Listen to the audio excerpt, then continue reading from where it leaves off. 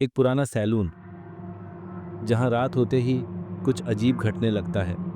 एक सैलून जहां कोई भी देर रात तक नहीं रुकता, क्योंकि जो रुका वह कभी पहले जैसा नहीं रहा।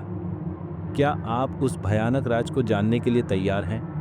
तो आइए चलते हैं उस खौफनाक सैलून में। लेकिन दोस्तों, सुनने से पहले ज़रूर हेडफोन्स लगाकर सुनें और हॉरर का असली अनुभव लें।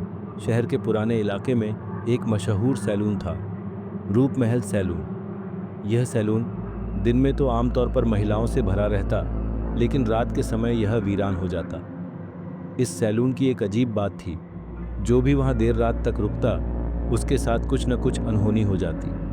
नीता, जो एक नई ब्यूटिशियन थी, हाल ही में इस सैलून में काम करने आई थी। उसे इन अफवाहों पर विश्वास नहीं था। उसने सोचा, ये सब लोगों की कल्पना मात्र है, भूत प्रेत जैसी कोई चीज नहीं होती। एक दिन सैलून की मालकिन कविता मैडम ने नीता को कहा, आज रात तुम्हें सैलून बंद करना होगा, मुझे जरूरी काम से बाहर जाना है। नीता ने सहमति दे दी। रात के करीब 11 बजे जब नीता आखिरी ग्राहक को विदा कर सैलून में अकेली रह गई, तो अजीब घटनाएं शुरू हो गईं। सबसे पहले शीशे में हलचल हुई। नीता ने सोचा कि यह उसका भ्रम होगा, लेकिन फिर अचानक बाल काटने वाली कैंचियां अपने आप हिलने लगीं। वह घबरा गई। तभी सैलून के अंदर रखे सूखे गुलाबों से तेज सुगंध आने लगी। नीता ने हिम्मत जुटाकर चारों तरफ देखा। तभी उसे शीशे में किसी का धुंधला अक्स दिखा। एक औरत सफेद कपड़ों में लंबे बालों के साथ उसे घूर रही थी। नीता ने पीछे मुड़कर देखा, लेकिन वहां कोई नहीं था। अचानक हवा में किसी के सिसकने की आवाज गूंज उठी। डर के मारे नीता के पैरों तले जमीन खिसक गई। उसने दरवाजे की ओर दौड़ लगाई, लेकिन दरवाजा अंदर से बंद हो चुका था। तभी किसी ने उसके कंधे पर ठंडी उंगलियां रख दी। नीता चीख पड़ी और बेहोश हो गई। अगली सुबह जब सैलून की बाकी कर्मचारी आईं, तो उन्होंने नीता को जमीन पर बेहोश पड़ा पाया। होश में आने के बाद नीता ने जो कुछ भी देखा था वह सब बताया। यह सुनकर सैलून की मालकिन ने एक गहरी सांस ली और कहा, जिस कुर्सी के पास तुम बेहोश हुई थी, वहां सालों पहले एक लड़की की रहस्यमय मौत हो गई थी। तब से वो आत्मा यहां भटक रही है। उस दिन के बाद नीता ने वह नौकरी छोड़ दी, लेकिन रूप महल सैलून में अजीब घटनाएं आज भी होती हैं, और जो भी वहां रात में अकेला रुकता है, उसे कोई ना कोई भयानक अनुभव जरूर होता है।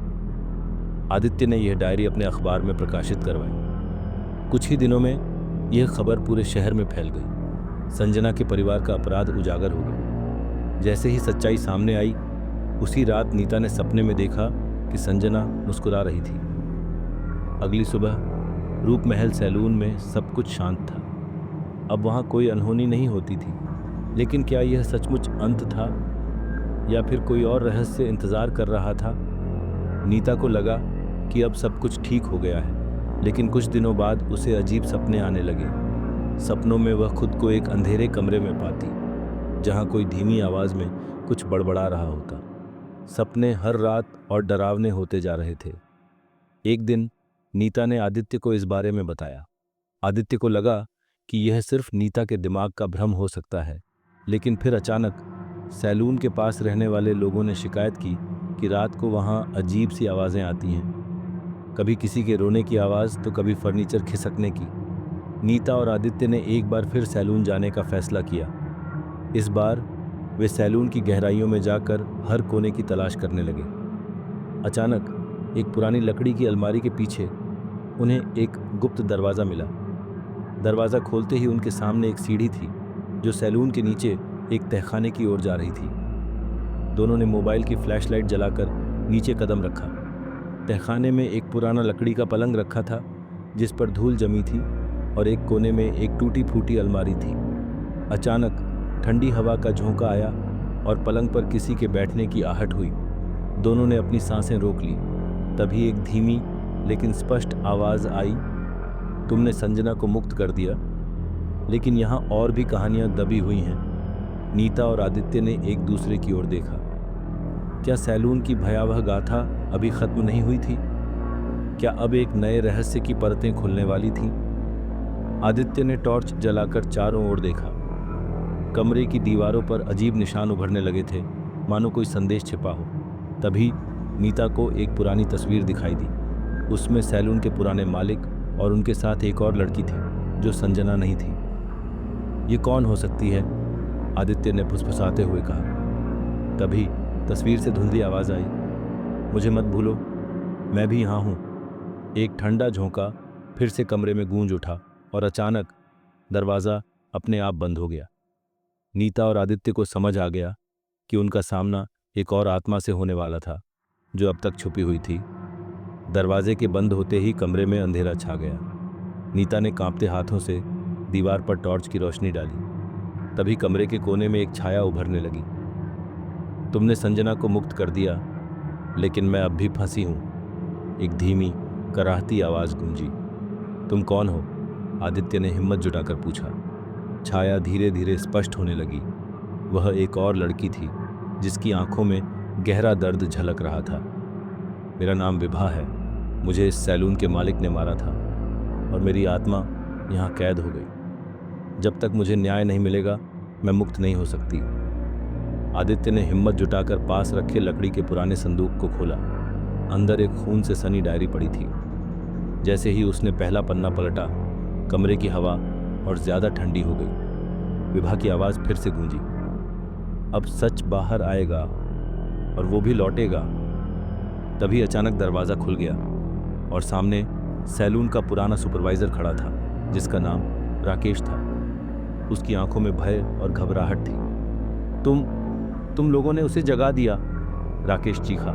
लेकिन अब बहुत देर हो चुकी थी। विभा की आत्मा गुस्से में थी। उसकी भयानक चीख से पूरा सैलून कांप उठा।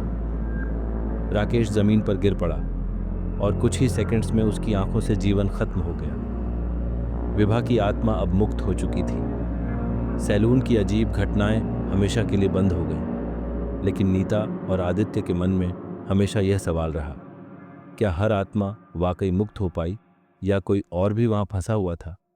नीता और आदित्य के रोंगटे खड़े हो गए। उन्हें अब समझ आ गया था कि सैलून की भयावहता अभी खत्म नहीं हुई थी, बल्कि यह तो बस एक नई कहानी की शुरुआत थी। विभा की दर्द भरी आंखों में नफरत और पीड़ा का मिलाजुला भाव था। उसकी मध्यम कंपाती आवाज कमरे की ठंडी हवा में गूंज रही थी। मुझे इस सैलून के मालिक ने बहुत निर्दयता से मारा, विभा ने कहना शुरू किया। मैं यहाँ एक काम करने वाली लड़की थी, लेकिन मैंने कुछ ऐसा देख लिया जो मुझे नहीं देखना चाहिए था। क्या देखा था तुमने? नीता ने कांपती आवाज में पूछा। विभा ने कमरे के कोने में पड़े एक लकड़ी के पुराने संदूक की ओर इशारा किया। इसमें मेरे खून से सना वो प्रमाण छुपा है जो सैलून के मालिक की असलियत साबित कर सकता है। जब तक यह राज खुलेगा नहीं, मेरी आत्मा मुक्त नहीं हो सकती। आदित्य ने हिम्मत जुटाकर उस संदूक के पास जाकर धीरे धीरे उसका ढक्कन खोला। अचानक कमरे में एक भयानक चीख गूंज उठी और हवा और ज्यादा ठंडी हो गई। संदूक के अंदर एक पुरानी डायरी और कुछ खून से सने कपड़े पड़े थे। नीता ने डायरी उठाई और पहला पन्ना खोला। उस पर कांपते हाथों से लिखी इबारत थी, अगर यह डायरी कोई पढ़ रहा है तो समझ लो कि मेरी हत्या हो चुकी है। मेरा कातिल कोई और नहीं बल्कि सैलून का मालिक है। उसने न सिर्फ मुझे बल्कि कई मासूम लड़कियों को मौत के घाट उतार दिया है। मुझे इंसाफ दिलाओ ताकि मैं चैन पा सकूं। नीता और आदित्य का दिल तेजी से धड़कने लगा। इससे पहले कि वे कुछ सोच पाते, दरवाजे पर तेज धमाके होने लगे, मानो कोई अंदर आने की कोशिश कर रहा हो। वो आ गया, विभा की आवाज गूंजी, मुझे रोकने के लिए। तभी कमरे की लाइट्स झपकने लगीं और सैलून की दीवारों पर खून जैसे लाल धब्बे उभरने लगे। हमें यहां से निकलना होगा, आदित्य ने नीता का हाथ पकड़ते हुए कहा। लेकिन क्या वे सही सलामत बाहर निकल पाएंगे या फिर सैलून का यह काला सच उन्हें भी अपने अंदर निगल लेगा?